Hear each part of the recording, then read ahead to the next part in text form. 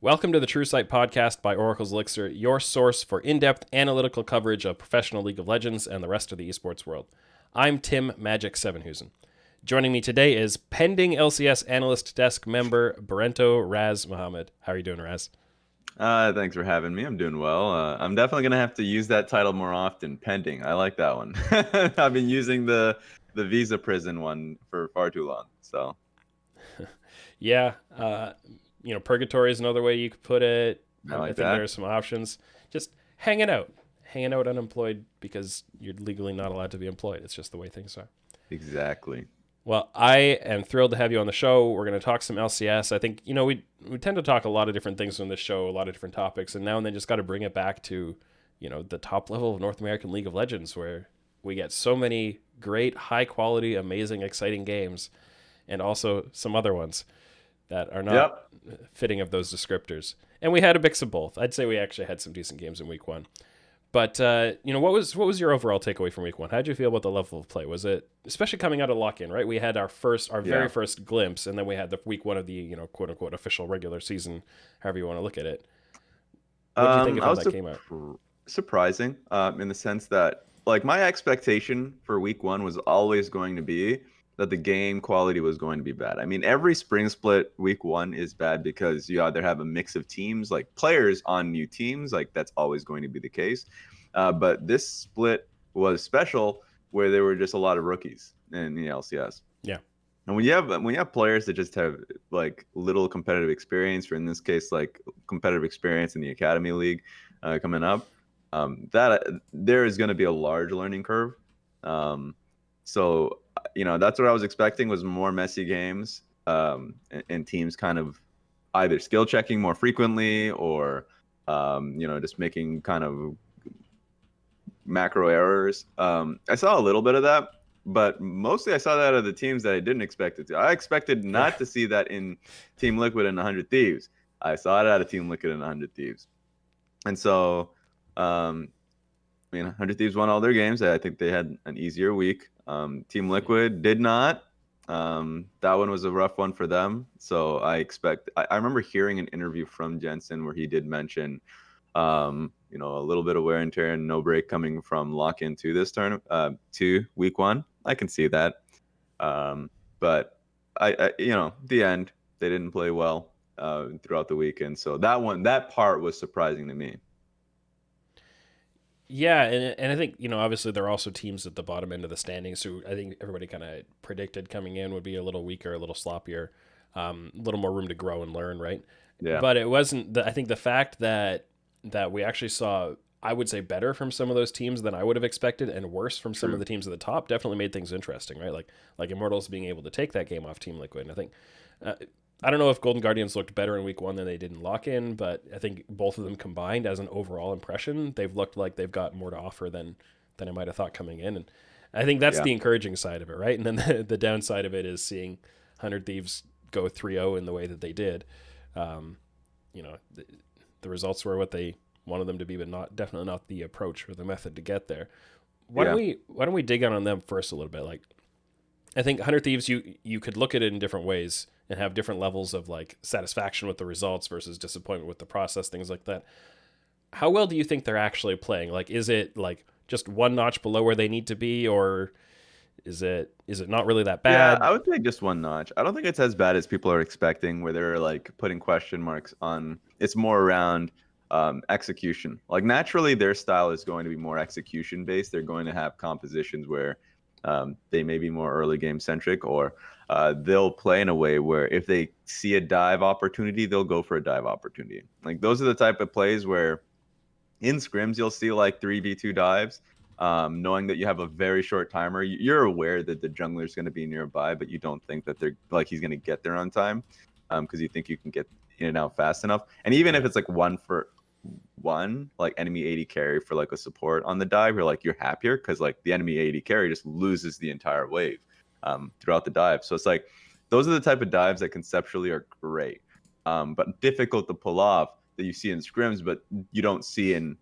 larger games, because it's like, well, why not just have our jungler a part of the play as well? Um, but they did, and I think first of all, I think that's a good thing that they're doing this.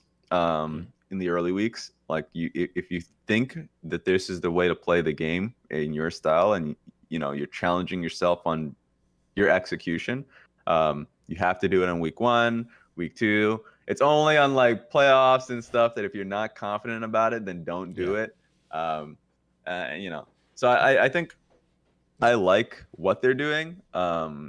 It's just not panning out. It's looking really messy. Where in lock-in tournament, I thought their dives were clean. I thought they were actually executing. In fact, when they went up against Team Liquid, if I remember correctly, during the group stage, like their dive is what got them back into the game and what beat Team Liquid.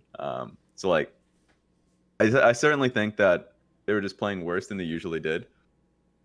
I do not remember the CLG game as much, but like that one is a game that CLG should have won. But 100 Thieves is a smart team. They're a team that probably has them and Team Liquid for sure have the best chance of clawing back into a game when they're in a major deficit. So like that's what I see out of them, but they've been testing themselves a lot in week 1. It's interesting that you say that, because typically I would look at 100 Thieves and say, and maybe this is too much of a carryover from the Golden Guardians days with that 4-man core, but where it seemed like they were really good at the early game and then they had a hard time sometimes closing out their leads. And do you think that's different now? Do you think that's something with the someday factor or the way they're playing this year, or is that more how you see those players in general for a while now? It's how I've seen the players. Because like, I think what we're used to in the LCS are teams that when they find themselves in a deficit, they just hunker down and wait. They wait for something, like either some support or something, like trying to clear a ward that's illegal, like just like trying to pick someone out. But 100 Thieves is he's an amazing support who will oftentimes they'll try and conjure up plays if they see something on a very limited timer. Like they'll go for the fight if they think they're winning, and that's how they beat CLG in one of the dragon fights later on in the game. That was credited to Demonte Syndra, but he's set plays kind of for me, or just like engages in his eyes for plays have really kind of gotten 100 Thieves back in the games. But you're right, like that was certainly a problem for them in a good portion of last year, was that they would have early game centric comps. They were pretty good laners. They'd get into like the mid game with a huge lead and then they would fumble it. But that also, I don't think that's going to change, by the way. Sure. Like, I think as players, they're really, I don't know if risk averse is the correct term, because that's like they're risky. They're risky players. They, with huge leads, they'll look to push their advantage by creating more plays rather than necessarily choking the enemy team out, which of course means that they're going to fumble leads. But when they're behind, that means that they'll probably have the highest chance of getting back into the game. That's how I view them. Okay. No, that's interesting, because like you don't want to look at late game and say there's only a single, like they're good at late game or bad at late game, right? There are different late game situations that they might be more comfortable in, and maybe holding on to a lead they're not as good at as coming back when they're in a deficit, things like that. So yeah, I think that's definitely going to be an interesting thing to see with that team coming out. When I watched them against CLG, I mean, I actually, in my personal notes in that game, I basically stopped taking notes around the late 20s. Like my last real note is 28 minutes into the game, and then the rest of them are just like, this game was bad. When I watched that game, it seemed to me that it was more to do with CLG throwing than 100 Thieves earning a comeback. And it does take both sides, right? So that's oversimplifying. But I have to say, on my own end, I was a lot more disappointed with 100 Thieves than it sounds like you were. And that might be, I didn't watch the 100 Thieves versus Dignitas game quite as closely, I think. Well, that specific game, I don't have, like, my memory is pretty fizzy on that game. Like, I'm only just kind of starting to remember, where I'm like, yeah, I watching it, I 100% think that CLG just threw the game completely. Yeah. That's actually how I felt about their game versus TSM as well. CLG should have came out of that week with 2 wins. So I agree with that, but I do agree on that. Like, it takes two to kind of, like, it takes someone messing up, and in CLG's case, they messed up quite a bit. But it takes 100 Thieves to at least be looking for fights. You got to catch the throw, right? Exactly. And like this is just a small aside to that CLG game, just so because like since we're on the topic, because this is just my biggest rant for any team that has a lead, as large as it is, that deep into a game. Yeah. You have Soul, and if you have a composition that is great at diving, but you kind of want them to come towards you, yeah, Elder is a great tool to kind of pull a team into you. Don't pull it to a 50-50 situation. Never do that. I hate that. I hate when Elder itself is like when, and I'm mostly talking about a 5-5 man stand on Elder. Like if you have 5 members on that one side of the Elder and the other 5 on the opposite side, you've messed up completely. You want them to at least be streaming in a way that you can start the fight in that fashion, like in their jungle. Or you want it to be really difficult for them where you do have a flank or something. And I think in that game, CLG has a lot to work on, obviously, but that was literally the only way that 100 Thieves is going to come back into that game, and it happened. So I think that's one thing that some people might not think about at a certain level of subtlety of what to do with a lead when you have it, and like what the value is of controlling the Dragon Pit or controlling the Baron in that case. Because so much of that control is about being able to set up the waves and the vision in a way that you have the superior approach, right? You've got the angles you want and they have angles they don't want. And so you get the fight you want. It's not about the objective itself necessarily. It's about the pressure and control the objective allows you to create. And I think that those are the setups that we often see teams not using correctly. And then they just end up in a fight that is just, even footing or something. Yeah, it's good. It's good footage for CLG for sure. I know it was really late into the game. But like, And you people will say that they were winning that fight anyways, and they'll point to separate members, but it shouldn't even get to that close. The positioning shouldn't even be that even for 100 Thieves. As long as you have waves pushed out on the adjacent lanes, if you have good control wards and they're in a jungle, if you're just like threatening, by the way, like pushing the wave and just committing to that versus like taking the Elder Dragon himself, just so you can at least have a numbers advantage. You shouldn't, like, those are the type of things that I'd like to see out of them. Obviously it's pretty late in the game, so it's like on Elder, but you can see these conversations a lot with Soul, with Baron.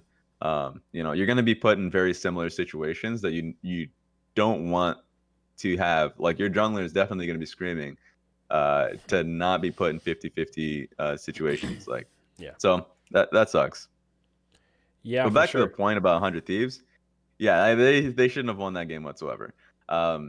And now that I remember that game more clearly, I was like, that one I'm not gonna credit to their great comebacks. But like certainly I'll say the EG game is a great testament to that, and their lock-in games they've had one. I think I'm trying to remember, but that's just something that I've seen from them, and I think as players, like having good vision on how to create fights even in a deficit. I definitely know them as players of being able to do that. How did you feel about the 100 Thieves EG game overall? This is one where I think all 3 people on the analyst desk predicted 100 Thieves win. I didn't see any. I think I was the only person. I predicted an EG win going into this one, and I don't think I saw anybody else say that. And it ended up being really close, right? What did you feel about that game overall? Do you think that showed that those teams are on a very close level? Were you happy with the way 100 Thieves played it out? I'm trying to remember once again how the early game played out. My issue with Evil Geniuses, and this is just something that I think it's been spoken about extensively, is that they were built as a team that is to support through Jizuke, right? That they will play through Jizuke, they'll play through mid. I think it's not to say that their bot lane can't play well or like can't be on the upper tier echelons of the league, but that's just not the reality. And very naturally, Ignar is the type that wants to kind of use his roam timings to go through mid or top if the opportunity presents itself. But but Impact, he plays well, but natural inclination for him is to play more tankier, supportive type champions. He's not going to be the Camille. He's going to be the Shen. He's going to be a type to counter that and play the team fights. And what I saw was just kind of, playing through Jizuke and playing through Jizuke and taking too many him as a player, just like taking too many risks or not having a very strong lane. Like that's how I'd usually see it. So that's my problem with Evil Geniuses that I saw even in their win actually. I felt like they were kind of making missteps through Jizuka, even though it should be a clean W. I think that one's a separate game, so it's not one the 100 Thieves one that I'm referring to. But yeah, definitely against both FlyQuest and Golden Guardians, EG had lots of moments where they just got like antsy, like we got to do something, we got to make a play. And no, it's actually no, the right play here is to not make a play, and you know they got themselves in trouble that way.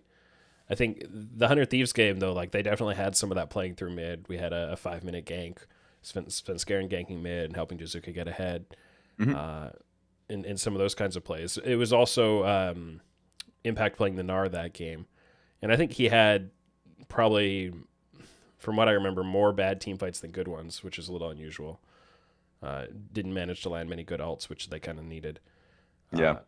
One thing that really struck me about that game, and I'd have to rewatch it and kind of think about it more to decide whether it was more because of the team comps or because of the actual way the teams were playing, but it seemed like EG had all the side lane control. Which felt a little odd to me that EG would always have, you know, both sides pushed coming up to an objective, and they were the ones being first to the mid wave and all of that, up against a Camille, especially, right? Yeah.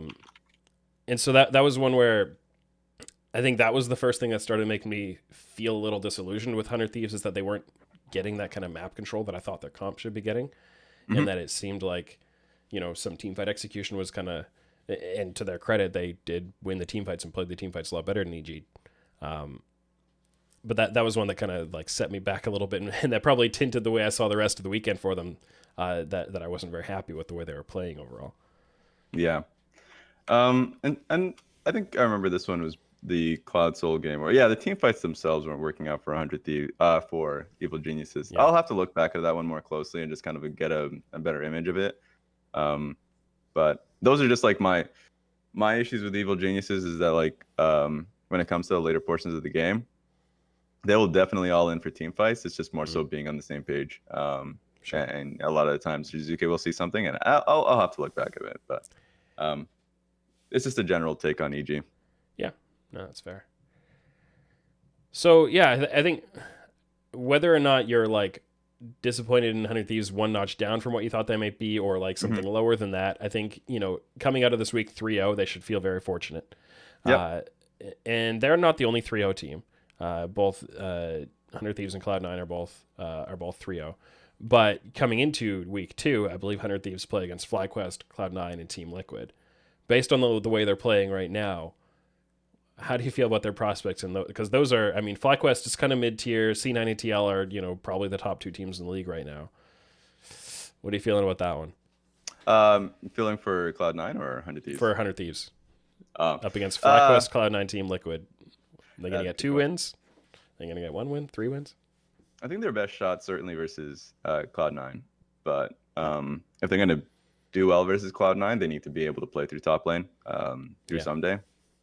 But I'm concerned. I think Cloud9 probably takes that. Like like as a taking a prediction from like really early on. Cloud9's played really well through topside, like consistently in the early parts of the game. And makes even it a little easier when they have Ignite TP Camille every game. Yeah, like I also just think that Blaber's been playing well around it. Absolutely. Like, so like that's I've kind of. Okay, so the Ignite TP does make it easier, but I think every team that gone up against them, as Ambulance is definitely hating my life, is the street that I live in. But I definitely think that Ignite teleport is fine, in my opinion. Maybe certain matchups you don't need it, and I do value Flash Camille a lot more, and being able to start team fights as the game goes on. I think that's really valuable. But like in the early game, it's always felt like the teams have made a large error that you know Cloud9 can then take advantage of. You had the duel against Xerxes, for example. Yeah, that one's rough. Just dueling him for first blood, and like, okay, that works the rest of the game a little bit. The other games, Blaber also had just really good ganks. Yeah, that Fudge received really well, right? Like he'd flash CC, in comes the Talia W, and like it's just a really good gank. Sometimes kind of Yeah. off pace pathing that you wouldn't have expected, so they get you at a timing you don't expect, or just, hey, this is your window of vulnerability and you needed to recognize it and you got flashed on. So Exactly. And I think like a takeaway for the Golden Guardians game as well is like, I mean, you wouldn't expect a level 2 gank from Talia. Like that can be punished pretty heavily, especially if you're going up against an Udyr who's just like perma-fast clearing. But yeah, even a ward is like, okay, maybe I get an early ward next time, because like that blows that's the takeaway, but it's a level 2 gank that can mess with you. Yep. But yeah, that's one end. But like the 2v2s in general from Fudge and Blaber have been great. Blaber has been really on point, I think. Like, and it's surprising for me that he's playing so heavily to the top side, but surprising in a good way. Because I would have expected him to play through Sven and Vulcan, who I think are top 2 bot lanes. I think Sven is the best AD carry right now. I think Vulcan is, second best support. You would imagine that they would just play through, naturally play through their bot lane. But they have been playing through, at least in the early portions of the game, getting Fudge ahead, giving him carry matchups, because they're seeing something in his scrims. And I do have a lot of faith in Fudge that his performance in lock-in is just not who he is as a player. So like, I don't know what it is, nerves or whatever. Like it's a good lesson, but he's played much better in week 1.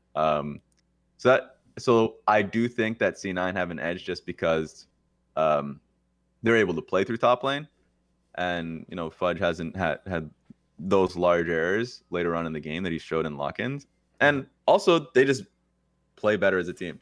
So like that's something that I think was really helpful in lock-ins. 2v2 through mid wasn't what I expected from Perkz and Blaber, but I think that's gotten monstrally better.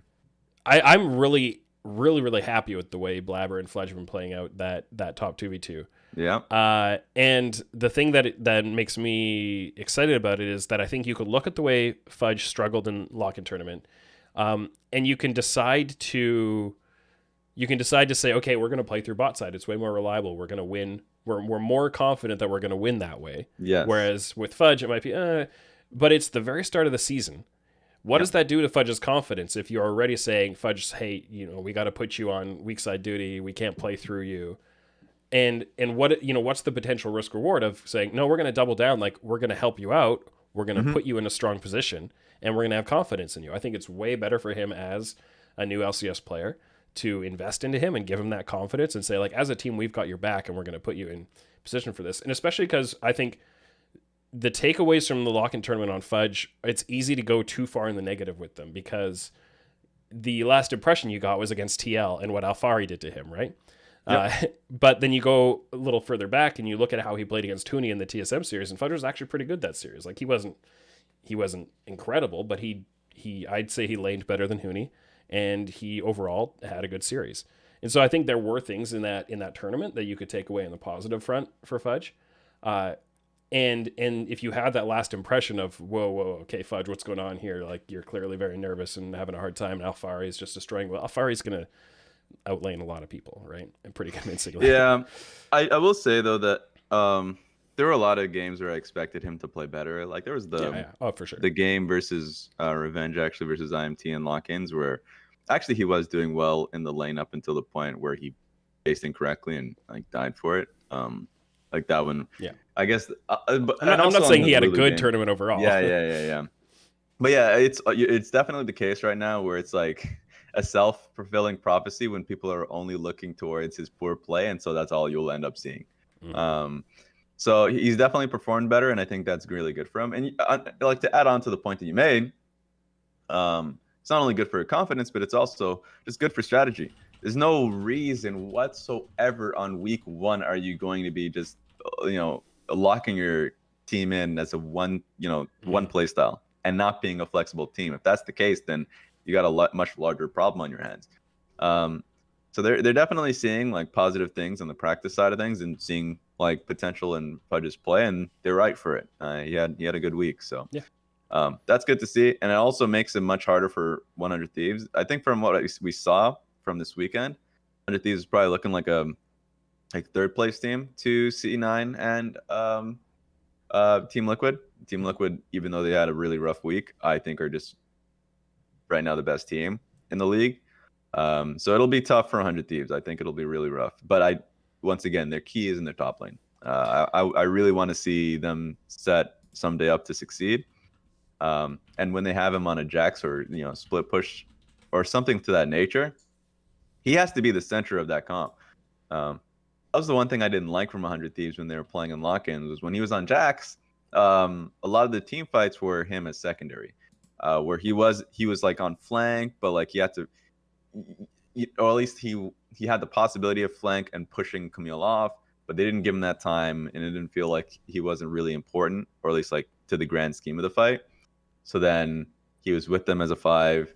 Camille ended up, who was insanely behind the I think it was Fudge actually, if I remember correctly, got a really good flank off, and it was because they didn't treat their Jax as primary. So that's something that I think I'd really want to see changed, and we have a lot of time to do that too. So yeah, for sure, and a lot more games to be played, right? Like playing the 3 games a week every week, I think should make it that much easier to get that higher quality, like official game practice and iterate that stuff. Hopefully that means they can adjust it faster. Hopefully it doesn't just mean less scrim time and that actually makes it worse. I don't know. We'll have to see, right? Hard to say. Well, I think the C9TL question is going to be a very interesting one. I believe we see that February 21st. So in a couple of weeks, we'll start to get an idea on that one. I would just love to see those guys play against each other some more. I loved that series. It was fun. Yeah, I mean, that was a great one. Yeah. Cloud9 made it exciting with both in-game and in-series comebacks. So. God, yeah, holy. That was a really fun series. It was definitely on Team Liquid that were making a lot of errors. C9 didn't look at all prepared during lock-ins, but time changes. And I think C9 has only gotten better with more and more in games, so. Yeah, I definitely get the sense that Cloud9 hadn't been, like, they hadn't ramped up their prep and their practice time quite as hard yet. I think we saw that from the very first day of the lock-in tournament, that they were kind of having a little more fun than some of the other teams, which is fine. And if that's the way they want to approach it, that's up to them. And in the long term, it might pay off really well for them. So I think, the main place you'd see that kind of thing is in Perkz specifically, where you had so many expectations of him coming in. I think especially the fan base has this, massive swell of expectations, and all the content creators, including myself, are going to feed into that a little bit, and hype that up and say, hey, Perkz is going to be incredible. But I also think people were really ready to swing that very far the other direction. Like, oh, Perkz is garbage and this is a terrible investment. Where do you fall on that continuum as of right now? How is Perkz doing for Cloud9 relative to what you might have thought he'd be doing? Yeah, so pre-split expectation, I know I didn't get to get on broadcast at this point. So my expectation was that I thought he was going to start slow. I thought he was going to be in terms of his personal performance, or at least how he would fare, he'd probably be third, in my opinion. This was I thought Jensen was going to be first, Power of Evil was going to be second. That didn't turn out well at all. And that Perkz was going to come in as third. We can get to that. The reason for that was not only his position swap back to mid lane, that's one thing, but also an entire different situation, like who is going to be his jungler. Having Jankos as your jungler, insanely experienced, but also someone who's going to be more of a facilitator, who's going to treat his experience as a secondary and is going to help his laners more frequently. That one, he's used to that. He's been with that for years. So then working with a jungler who he's going to have to be feeding resources to, or at least time to, he's going to be helping get an experience advantage, or it's an entirely different dynamic and something that you have to naturally have more time with. So even though, he's been streaming a lot during off season, it only really mattered when he touched down in LA to start practicing with Blaber and start having those conversations. I think that one for me was going to be important. I didn't expect the 2v2, or at least them to be on the same page really. But they were good. I think lock-ins was kind of what I expected. So at the end of the day, what did I see? I actually saw great stuff out of Perkz. I thought I still think he's second to Jensen right now, and how they lane and how they play later on in these games. But he's definitely showed really strong performances. He's also just playing right now how I would expect him to and want him to play, is not necessarily, I mean, flexible to their comp, so he can play his Yone if he wants to, or like more of a carry position. But also, I think more naturally they're going to be playing him more of a supportive control mage, and to be helping Blaber out. That's, I think, is the winning formula to how Cloud9 plays. Yeah. Well, and it's fascinating, actually. Like, one of the things, I'd say probably my favorite part of the Run It episode this week, which you guys can check out on Travis Gafford's YouTube if you haven't looked at it, is looking at the kill map of where Blaber ganked pre-15, or specifically where he picked up kills and assists. It's all side lanes. It is 100% side lanes, which is fascinating because when at the start of the lock-in tournament, Vulcan and Blaber were hitting mid over and over, and they adjusted that, right? And now they're playing through the side lanes really hard, partly, doing the hard work with Fudge and setting him up, and then I think Sven and Vulcan kind of creating some of those opportunities, but Perkz just kind of like chilling, right?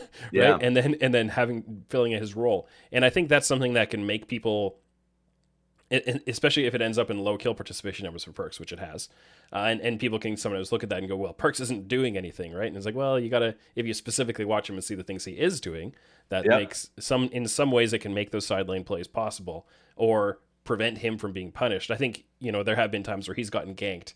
There was a specific one, I think it was Double Lift on stream pointed out a certain ward that didn't see a little sliver of vision, and that allowed Perkz to think he was safe, and he got ganked, and it looked like it was a bad Perkz play, but really it was just a mistake in a ward placement, like stuff like that, where like Perkz actually is doing this kind of there's no term for this, but weak side mid kind of thing, which I don't know what you'd call that because it's not a side, but I think a lot of those more subtle things, right? He is doing well. Yeah, and I think this is how you should be using mid, in my opinion. If you're playing through top lane, you're doing it to get a TP advantage or just like a small lead. So like they have prio and it can turn into an easier Rift Herald. They can actually start moving to get later on dragons. Like getting top lane, like fighting for top early is really beneficial. And it also gives you, when I say TP advantage, like it's not just for like early dragon fights, but also it really dissuades enemy bot lane from playing offensively. Like from either pushing, if they have like a good matchup, pushing on to turret, because you don't know if there's going to be a TP ward there that you're not aware of, and you can die to it. Any fight that happens bot side suddenly has like a numbers advantage. Like having a top advantage really early on in the game is insanely good. Playing through bot lane, once again, having control of your bot lane means you free up your support. Like you always want to be playing to your side lanes really early on. But mid lane is super important. You're not going to be seeing fights through mid because naturally, like, what's the purpose of fighting through mid unless if you're trying to stop mid prio? Because if let's just say C9, they want to play for let's say bot turret with like Rift Herald, Blaber is going to have to come through mid if he doesn't have prio through his lane, or he's going to just have confidence that if he goes through bot lane, Perkz is going to be looking bot. Like these are the type of things that we're going to be seeing, and it's going to be on the enemy team that has to force that fight so they don't have like support through mid lane. So I think these are the type of things that I think fans just don't know enough about. And so when they just see C9 winning and Perkz is not a part of the play and he's like 0-0 and like 1, they're pointing more towards Perkz like being invisible and really not the enemy team being invisible. Enemy team's not doing anything. Like that's the reality. Yeah. So I think C9 is doing a good job as a team to understand how the game goes.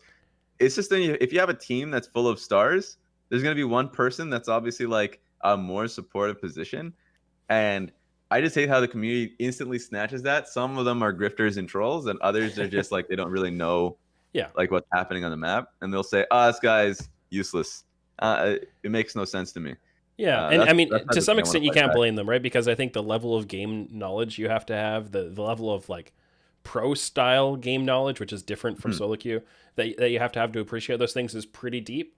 So I think people who go out of their way to consume content like this or whatever else it is, and actually start to appreciate those things, they're the ones who are going to start to pick up on it, because you got to learn it from somewhere, right? Unless you're some genius who comes up with it on your own somehow, good for you. But those are just the kinds of things that are always going to go missed by the bulk of the fan base, just because that's the level people appreciate it on, and you can't blame them for that. But I can't blame people for flaming on Reddit when they if they're going in with without Yeah, the right and I didn't intentions. mention it. But The expectations of Perkz are huge, and obviously, like if you think about the dollar sign, like that's all people end up Sure. talking about when it's like Sword Art or Perkz in the conversation. It's like, well, they costed how many millions of dollars, and they're only playing well. Where's that godlike performance? It's actually just they just want failure because that's your literally salary is twice as high as Jensen's, therefore you have to be twice as good. That's how this works. That's the drama fuel right there. So I think they've been performing well, and they're only getting better. I think the only question mark for me is if they do continue to play through top lane. I just want to see Fudge run with it. I thought his Jax game with a lead that he had against Niles, I'm pretty sure that was the Niles game. That wasn't actually, he didn't snowball that game at all whatsoever. In fact, Niles was able to keep up in CS at that point, and the gold lead was not as monstrous as it should have been. It was actually a really close game in terms of gold lead, even though Niles is completely out of the game. It's like that's mostly just on Fudge to punish that a little more. So like that one, I wish I saw a little bit more on top lane. I think that's just like sad. We don't have pro view, but that's the only thing I want to see out of Cloud9, and I really want to see that them play up against Team Liquid, because that one for sure is the best match of the split. What are you thinking about that over the say by spring finals? I think it was pretty close in lock-in. We got a few more weeks before we get to the next big best of series between them, assuming that we get to see them face each other. Mm-hmm. Do you think that TL have enough room to keep growing relative to the amount of room C9 have to keep growing? That is one of them going to outpace each other, or? There's always a catch-up mechanic. So I think that asking for Team Liquid to keep growing that's not going to be the case. I mean, you probably won't see it. Right now, they're at the top of the table, and they're at the top of the table because they're just the best players in individual roles. I think the only one that isn't, for me, first at their position is tactical, because I think Sven is just playing so well, and that's a really competitive role. You think Centaur's the best jungler in the LCS right now? Yeah, I do. Okay. I think he is. So Blaber had a really good week one. So but I'd like to see one more really good week out of Blaber in comparison to Santorin and make that call. But I think once again, Santorin was brought into the team because he was the best. He is continuing to perform that. He was insanely good last split, and I think that his lock-in performance only doubled that. So, but yeah, I think it's if you're at the top, it's always hard to continue to keep growing. It is it's just it's the nature of the region. You need more competitive teams to kind of prove and show you where your weaknesses are. Team Liquid had a sloppy week, but they'll come back next week and be just as strong. While C9 is growing in how they view the game to be played, and also in their top side. So I think C9 will for sure keep growing. I don't know what their ceiling looks like though. That's the only thing that I'm not sure about. Yeah, I think that's to me, when I look at the kind of the overall profile of C9 and TL, I see it very much similar to the way you do that. TL is, just a ton of player skill in the five of them. But I think the amount of improvement I expect from them over the course of the year, I think they're starting much closer to their ceiling, right? Mm-hmm. Whereas C9 are starting a lot below, and then their ceiling is kind of hard to define. But I think if C9 hit that ceiling or get close to it, they should exceed TL in my expectation. But I also agree that Fudge is not playing at the level I would have expected this early on. At the same time, it is still very early on. If he is struggling with any kind of nerves or anything, then week one will help. But he still has to continue to build on that quite a bit more to get to where I thought he would be. And I hope he does, because I hyped him up in the academy all year long quite hard. So same. I mean, Fudge was, for me, he was the best academy top laner at the time. My academy list was, for top lane, was Fudge, Darshan, and Fake God. I thought those three were the best. And for Fudge, I think that Fudge didn't play to what he was how he played in academy. Right. I was concerned because I was like, am I just seeing things incorrectly? No, he's just not playing to that level. And also, it is a higher tier league. So that's also something that will definitely stack onto that. Yeah, for sure. So we've talked about two of the teams that 100 Thieves are going to play next week, C9 and TL. They're also going to be playing FlyQuest.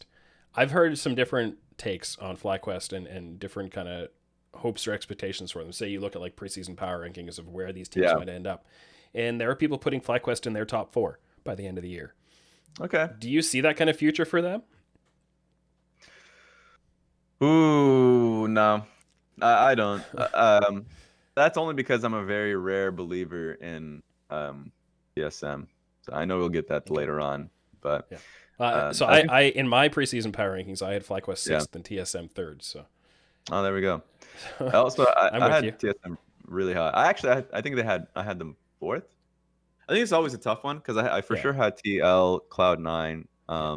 And then, yeah, kind of a mix.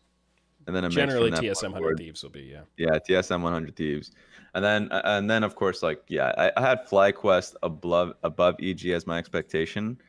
I was a little concerned about that when I saw lock-ins. But back to like when I saw the team start playing, I actually was more confident in them performing well. I think they'll be like fifth.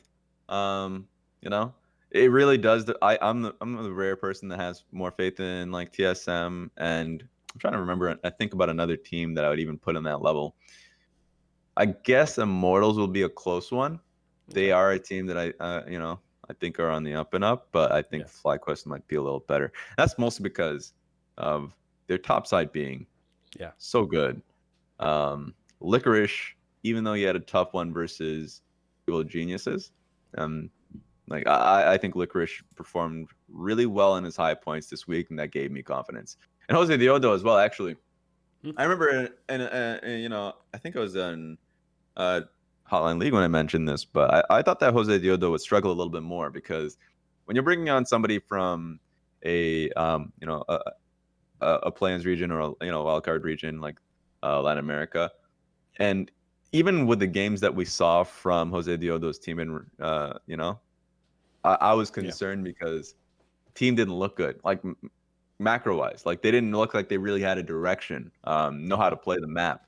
And so when it comes to that, it's like, okay, so I'm imagining that when you bring Jose Diodo on board, there's actually a lot that you have to get them aligned on. Yeah. Well, especially when like the rest of the roster has, Palafox, Diamond, Mhm. these guys who Exactly. don't have the LCS level experience, right? Yeah.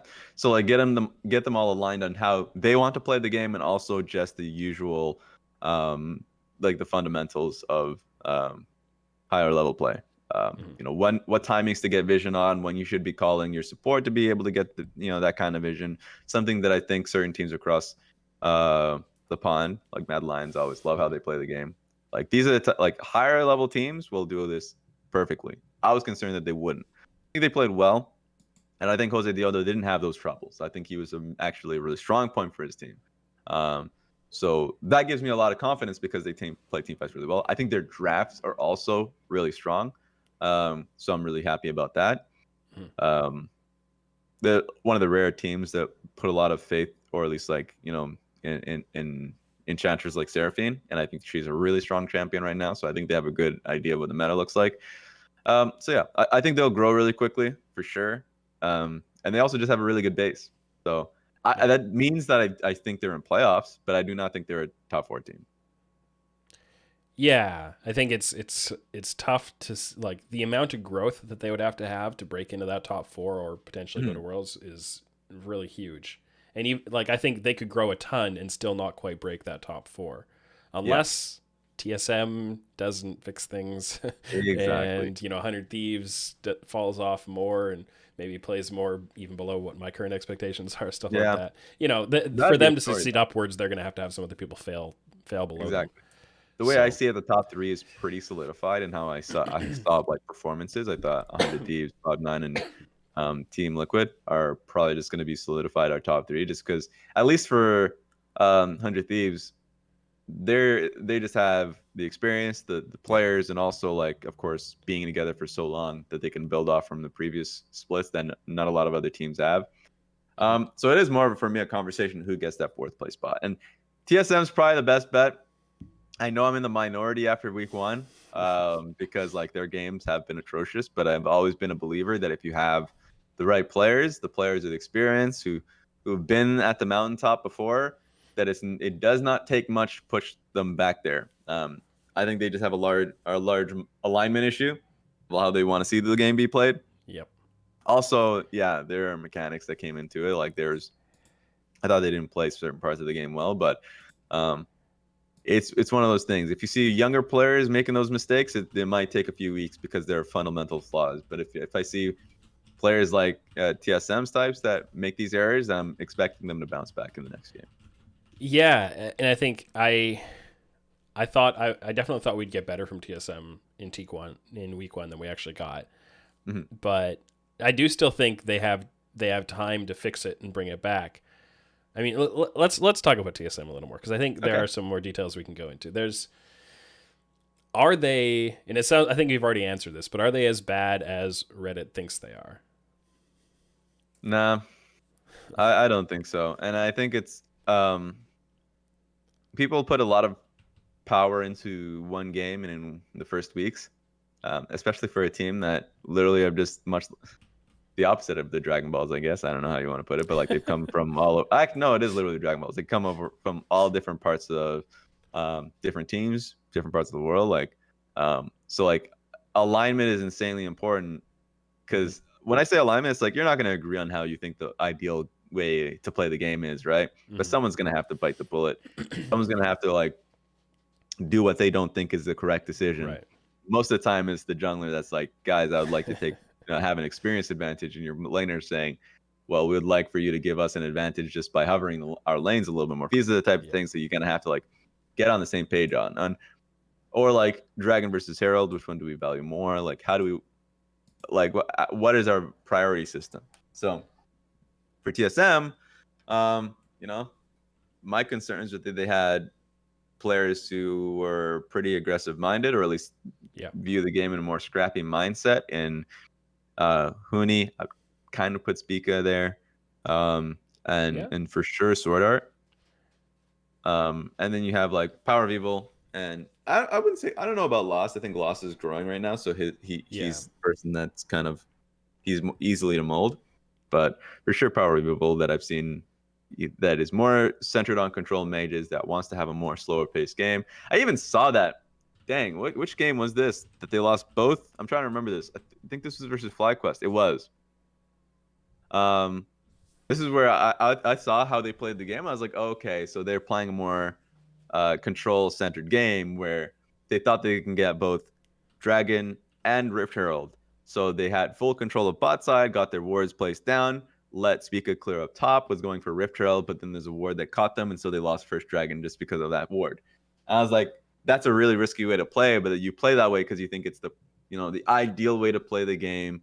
That's, not risky whatsoever. You're just trying to slow choke the enemy team, but not a lot of teams play like that. And then in their next few games, they play the complete opposite way. So I'm just like, okay, well, they're just trying to still figure out how they want to play the game. So that's where I see them at the moment. And I think I definitely saw lots of situations, like more micro situations too, where it seemed pretty clear that information wasn't flowing. I talked about it a little bit in the Sword Art section of last week's Reddit video. Mm-hmm. It was pretty clear information wasn't flowing bot to mid, and Power of Evil got pushed up too far, and if he had heard the warning properly. Well, I mean, there was a specific scenario where Sword Art and Lost backed out of their lane and seemed to be setting a trap for a jungle invade, mm-hmm. and meanwhile the jungler was ganking mid and killing Power of Evil. And it's just okay, like clearly they didn't communicate what they thought was actually happening very, very well, or they just had the wrong read on what was actually happening, and like Power of Evil ends up looking bad because of it, which it's hard to say who's at fault there, right? Like, but lots of situations like that where either the right information wasn't flowing or they had different calls. Like somebody was saying, I'm going to do this, and other people were like, oh, we should be doing that, and then they go in and they don't get the follow up. Yeah, or they're just flat out wrong. Like I remember versus CLG, they had, this is like in the same chunk of a game too, in the same like maybe 2 minute, 3 minute span or something, where Sword Art, people will remember this one, where like Azir sweep on towards Zoe, Sword Art goes in 2 deep, dies for it. That's him just being wrong, and like how close his team is, if they should fight that, like how not warding the lantern kind of thing. Or immediately after that, where Spica and Power Evil take the 2v2 mid and just straight up lose the fight. Like things like these where it's like you definitely don't want to see that on stage. You should already beforehand have a pretty good idea of how that should play out. So those are the type of things that it's gonna look bad, 100%. I expect it to get better, at least with people look at it from a game-to-game standpoint. I also just you have to think about what happens, conversations before scrims, the scrims themselves, like those type of things. Where I'm like, if those are not being solved, then yeah. Also, the draft is something that needs to be addressed. Yeah, TSM's drafting. I think there's a lot that could be said about it. I think if you go purely on like Twitter analysis, every single TSM draft has been garbage. But I think that hasn't been actually the case. And I think there are contesting opinions. Like Kelsey and I have talked about one specific game where I thought the draft was terrible for TSM. She explained why she thought it was actually good. And, you have these competing opinions. But I think you can pretty safely say that TSM's drafting as a whole has not been a strength, at least. Yeah. It's definitely, for me, I'm trying to remember. I know one game for me that I felt the strongest about, which was the CLG game. That like I do not like putting enchanters versus a Sahara split push top lane. If you put a Lulu versus Camille, as good as it is for Lulu early on, as long as Rev and his Hydra is picked up by the Camille, she can stay on side lane. That's their win condition now. Yep. And even though it's harder now, you had literally no tool in the entire comp to even like walk close to a Camille in lane. Yeah, like the only thing they had was the Azir, but even then, it's like he needs to be, really close. He could not handle her inside. So, and if Azir is on side lane, then suddenly all Camille has to do is cut through jungle, and she has a good fight because Azir is no longer there. So I hate that composition. I felt strongly about. Because if you should not put an enchanter on side as the game goes on, and you're really risking that if we don't have Dragon Stack, and like if we don't have Dragon Stack this game, then we don't have a strong win condition because they don't have to play to us as a 5. But CLG should have actually had Dragon Stack that game.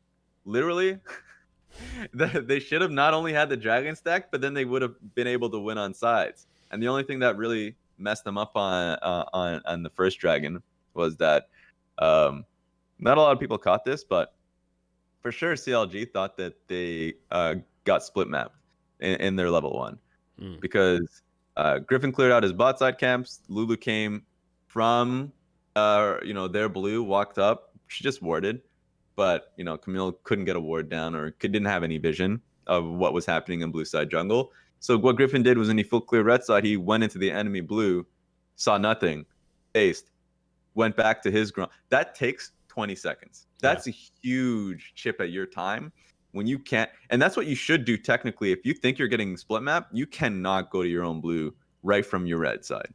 Because then you're like, well, what am I going to do? Because then you just don't have enemy camps as an axis. You can't do the same thing base and go to the enemy blue. He's already going to clear that. Yeah.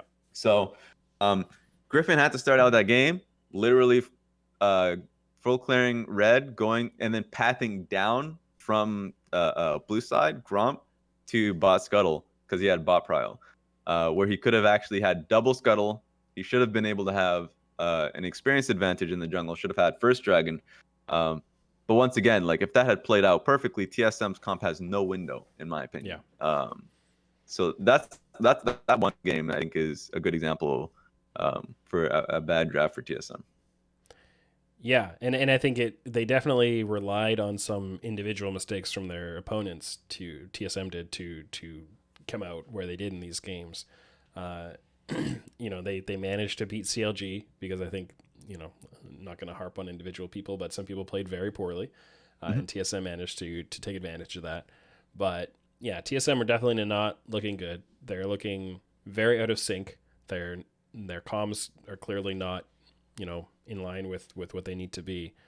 And I think, the sky is falling a little bit for them, but it's not doomed yet. Because I think all of, like you were saying earlier, all of these types of issues are the ones that, as time comes together, as they have more time together and they bring it all together, like the individual players are still good players. And they just need to find the system to work within, right? It's not like, oh no, our players aren't as good as we thought they were. I don't think that's the takeaway. Yeah, and we've seen teams like these in the past every time. Like G2 started the splits really poorly. Right now, top esports aren't starting to split very hot themselves, you'll have rough starts. For me, what I judge a team based off is like what week 2 and week 3 looks like. If it's literally the same problems, dang, that means a lot. Yeah. But I think they have a strong coaching staff. In terms of like, even a lot of people directly think align coaching staff to the drafts, and I mean that's a part of it. But I will always think coaching staff and like how they view the game to be played, and also like what objectives they're fighting for, like just kind of like things in game that translates to how they're playing on the map. That even if they have a losing draft, that they can still win games, very clearly. Yeah, for sure. So I have a lot of faith in their coaching staff and the players themselves that they can have a good bounce back. So, and I'm pulling out for a week 2 TSM. Yeah, I hope we'll see that for sure. I think it's as fun as it can be to do content about TSM when they're losing. It's also nice to see them succeed and do well. And I think the fans enjoy that and like to watch it. So, we'll see. I want to wrap off the show now with some questions from listeners, and these can come in. Either I post these in advance on Patreon at patreon.com/oracleselixir, so you can always leave questions for the guests there, or sometimes in the Twitch chat while we're recording this live. So we got a question from EdwardGreen. Raz, what are some of the big lessons that you've learned during coaching that you've been able to bring into broadcast, and maybe vice versa as well? Perspective, I think, is really important. I think one thing that a lot of people in broadcasts, and I'm just talking about like in general swath. I watch a lot of casts. So not only from an amateur level, LCK, LPL, and all that, they'll always say, the first question is, why is this player doing something? If they see it now panning out, right? Like if something didn't work out, they'll be like, why is this happening? For me, I can easily, and this is like a big benefit of working as a coach, is easily explain why. Like that piece that I said earlier about why CLG's early game didn't pan out, I can easily say, come into the talk about the perspective of, hey, they didn't have that early vision of blue buff, so now something that we never really see with an Olaf getting experience advantage over Udyr, we saw in this game. And I can always just talk to progress as well. If I see a team not really being able to, this happens a lot for LPL, play through their vision through mid lane. Like, let's say if they scrap and fight, and a lot of times they don't have the right wards in the right places, you can, you can point it out when it gets better, but B, you can very clearly explain what you want out of those situations, like how you want it to be placed, like why is it important. That for me has been a big benefit. Yeah, for sure. Following up a little bit on that, when you see a situation where, even as somebody who's been coaching and has quite a deep level of understanding of the game, you see a situation where a player is doing something that you don't quite understand, you're not able to explain. Do you typically prefer to approach that from the perspective of pointing out, like, they're doing this and I have no idea why they're doing it and it just seems bad because they should be doing this? Or like, do you prefer to approach it more as like, let's try to talk through what some of the reasons they might think this is good are? Like, do you see a different balance there in how you can talk about those things? Is that just a personal style thing? It's definitely always a case by case. So for me, a perfect situation is that I've put enough prep into the game, the patches, that if I see something that I disagree with, if I see something, I'll be able to understand the perspective. Sure. Either the stats for a specific item or the reasoning for a certain decision.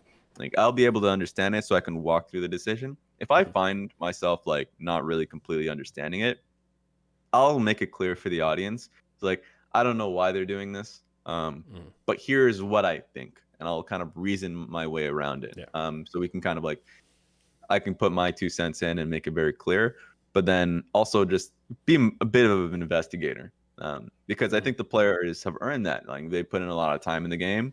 So if I personally don't understand it, then who am I to immediately just smash it? Unless if I, through the research that I've done prior to the game, have a strong reason to dislike it. If I don't like something the person's doing, then I'm going to call it out very quickly. But if I'm not understanding it, then that's more on me than them. And you also have to earn that level of authority, I guess, to be able to speak against what a player is doing and not just be out there flaming without a basis, right? Oh, So of course. when Huni is playing Ornn and builds a tier, you got to give him the benefit of that doubt, don't you? Yeah, I mean, I That was a remember bit of a when I weird was one, watching. but That there was a good was, one. yeah. I was watching the game. I was like, this is me watching in the sideline, being, damn, that's really weird. I can imagine that when you're really like ahead early, behind early is a difficult one. My understanding of that one is, tier is not a crazy item to build anymore. It's much No. like Doran's Ring, Yeah. Doran's Shield, or I'm trying to remember what it's called now. There's another item that comes to mind, but Yeah. anyways, it's a starting item. It's a starting item that gives you a lot of mana. So if you Corrupting can pot. get away with it, exactly. If you can get away with building it, like if it doesn't impact your matchup, then I'm fine with it. But it felt as though the core problem with him in that game was that he was just getting railed in the matchup. So it's like, okay, if that's the problem with base stats, then we're getting a different item. It's like, Yeah. No, I mean tier is almost like a mana pot at this point, right? Like you get a whole bunch of extra mana sustain in lane, and then later you can sell it. 360 is huge. Yeah, you're right, and you can sell it later on. So you like eat it. You eat that cost because you got the mana in the meantime, and that's what you paid for. Anyways, we had a question from Smax as well, who would like to know how you present points such as the earlier conversation about Perkz, and how he's playing even when he's kind of invisible, unless you're specifically watching him. What's the best way to communicate that kind of thing on broadcast to viewers who might not have either the clarity of focus to pay attention to that, or maybe the amount of attention to spend that attention and focus on them, or maybe the depth of game knowledge to recognize it? So it's always going to be on the situation, and it's in the environment in which you're presenting it in, right? If let's just say if C9 is playing through mid, they get a good, playoff bot lane, I'll explain it exactly how it is and make it very clear that Perkz is doing something great. He's leaning to the side just in case. Like, if it's a successful play, I'll let people know that it was a good play being made and why it was being made. Like, so, I don't like over explaining as much as am doing it in this podcast. Yeah. But if I'm like casting a game, I'll always just make it so if someone is doing the right thing, but it's not flashy, like if it's just a setup for the play, I'll walk through the setup of the play. So naturally in my games, when I'm commentating on a game, I'm going to be talking about the game a lot. I'm very limited when it comes to talking about narrative. I usually leave that to either pre-game, post-game kind of thing. Or even just I'll only really reference narrative within the game if it's like supporting what the guy is doing right now. If the guy is killing it in lane, this is what we see from him, the entire split. So I care a lot about the setup, and so that benefits the players who are obviously more supportive roles in the sportcast. Yeah, for sure. Mm-hmm. Yeah, and to what extent do you kind of take it as a bit of a responsibility to let's say you see a player who's getting kind of like unfairly maligned or not getting the praise that he's earned or deserved? Do you ever like work that into the way you speak about that player and like maybe compensate a little bit the other direction? Like you're talking about Perkz. Oh yeah, Perkz is playing really well, and just like not go into the detail, but just try to like massage the community sentiment around them a little bit. Only when it's relevant. You never want to force it, in my opinion, on a broadcast, because you have to remember that quite a large chunk of your viewers aren't a part of these communities, like aren't a part of Reddit or Twitter, that's really pushing these narratives. So you don't want to make it an unnatural thing. Yeah. For me, if I come into a game and I believe X is playing really well this split and everyone is saying otherwise, I really hope X does something great within this game. If he has a great team fight, if he has a really smart setup or like hovering for the team play, and if the game is relatively slow, I'll talk about it. Then I'll mention this is a really smart setup from him. We've seen this from him throughout the entire split. And if I feel like I have the podium to speak, and if there's not much action happening, then I'll say, and I that's when I'll reference the community's not been hot on this player, but I've loved what he has done on this end, on this front, and this is what the community isn't seeing. And then that's when I can start that up. And that's only if I think, and that's why I always have my eye on the minimap in general. If I don't see the team setting up to fight, then I'm open and free to have that conversation. But if the teams are literally just saber rattling, like, are you gonna hit this ward? then I'm gonna have to push that to the side. And maybe, and this has happened multiple times in the LPL because the games are just too hectic, I never get the chance to talk about it. So, hopefully there's time pre-game, post-game, or I'll always have time on my social media. So yeah. So apropos of nothing, then what do you think about Spica? He's one of those to me that I feel like for a long time there's been a sub segment of people down on Spica, and I'm sure we all have our own little pet players who we feel like are getting underhyped. Man, Spica's I think Spica deserves more hype for sure. And I think I think this has been a good this is a bad start for everybody, but like for Spica, I think has been a shining light for me. He's getting better and better as well. Like I've always been high on Spica when he was in academy because like he as a player, great mechanics, very flexible in what he can accomplish. TSM Academy needed him to play tanks, he did so, but he can also play his Graves. He was a great Graves player. No, touchy subject. But like, I think this is going to be a really good year for him because when you come onto a team that has a set way that principle in which they play the game, then your strengths don't shine through. You're playing to fill the gap, really. And a lot of the times, you can let the team know this is how you want to play or like this is how you play. But a lot of the time, once again, the team's already relied on one set way to play the game. So I think this should be a really good split for him because even though he's lined up with veterans, they're also learning at the same place how to play with each other. So this should be a great split for Spica, in my opinion. Yeah, fully agree. So that's just me shoehorning in the opportunity to talk about a player out of context, just like you were saying you should always do on broadcast. Hell yeah.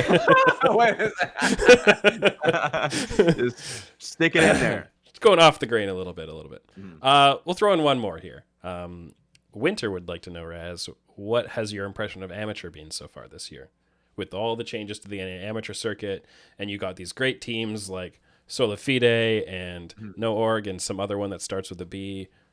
Oh yeah, Barrage, I guess. Yeah. I've loved the I was gonna say academy. I loved amateur, and I hope more academy teams are playing amateur tournaments. As rough as that can be, if they beat you out of the points that you want into certain tournaments, I think that maybe should be a little edited a little bit. There should be some changes to allow and encourage more academy teams to play while not hindering amateur teams. But I like it a lot. I just wish, and this is just my pet peeve on amateur as a whole, there is a centralized broadcast. I love the fact that academy is doing that with Challengers Uprising. But whenever I see tournaments being run through individual team portals, like Solafita is streaming this on their channel with maybe like 10 subscribers, or like Maryville University is doing on there, then what the hell? How are viewers going to be able to see this? How are we going to get more hype for the players themselves if we don't really have a centralized portal? That's what I want to see more. I think everything's moving in a good direction, and the community is trying to fill in those gaps where they can, right? And I think that's a good thing. You have wikis and Twitter accounts spawning and podcasts and stuff that are trying to point people to the right place. But it's definitely very decentralized still, and hard to discover that stuff. So, find those resources. If you want to follow it all, find those resources, and you got to do a little bit of social media sleuthing or things like that to find these games. But the only thing that I have in terms of the actual level of play for amateur, I mean, it's expected. I think it's really just based off of like level of talent on the teams because the fundamentals not necessarily there. A lot of the things that I actually talked about in this show and this podcast about like what time are you setting up for a specific objective? Is it lining up with the jungler's pathing, with your support? Like these are the type of things that I think veteran supports and junglers are easy to get on the same page on. And also just knowing when to not clear a side of the jungle or something. So you can be aligned with your mid laner, support and mid maybe, but like with your support more of like what is a good timing for you. So I think these are the type of things that the only way that you can see that being pushed in these players is if they see it happening to them, which is why a large injection of like veteran players in an amateur scene that we're seeing right now is one way to do it.